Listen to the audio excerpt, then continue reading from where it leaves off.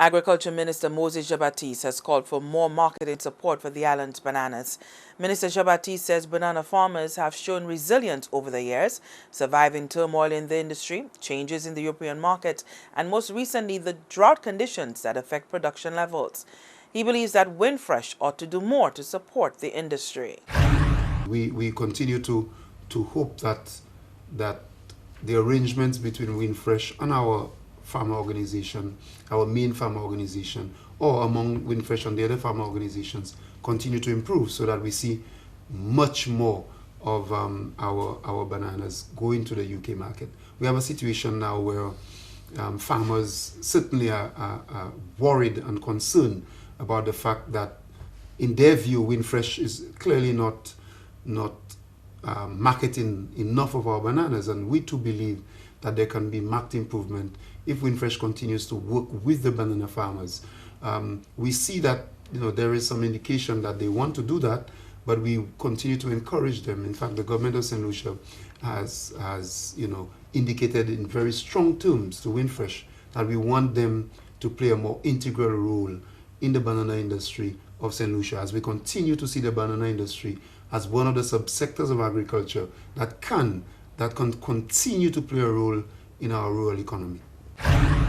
The minister made the appeal as the ministry begins a review of the medium to long-term strategic plan for agriculture. The 10-year plan covered the period 2005 to 2015.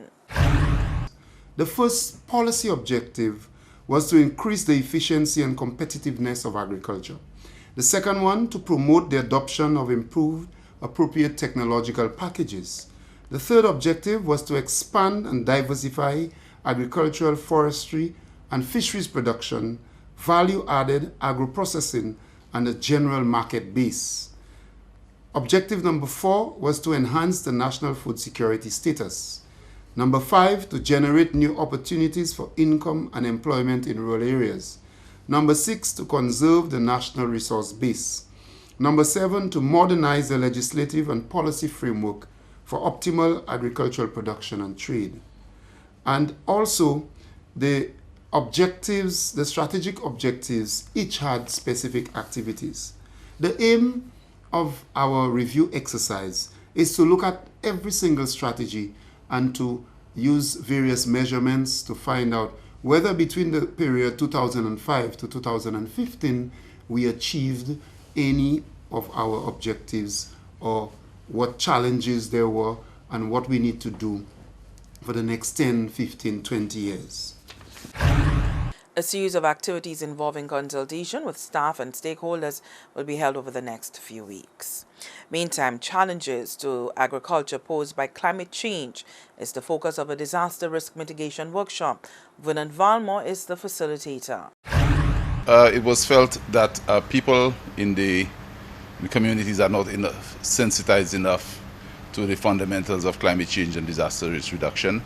So this workshop is very timely, especially as we're in the hurricane season, and we have just recently heard of the disaster in Dominica.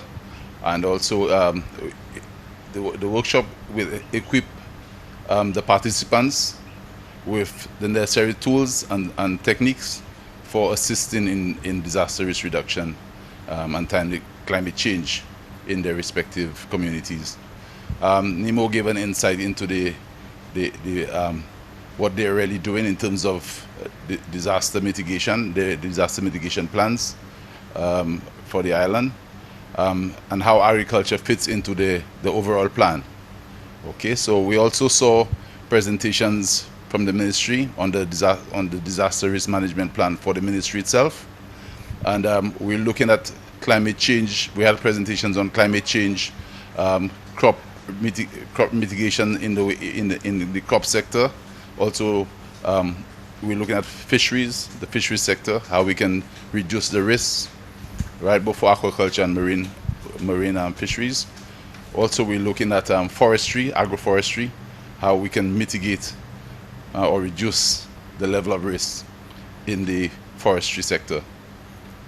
And also, as well, at the farm level, what farmers can do, and how we as technicians can train farmers in areas of risk management, risk mitigation.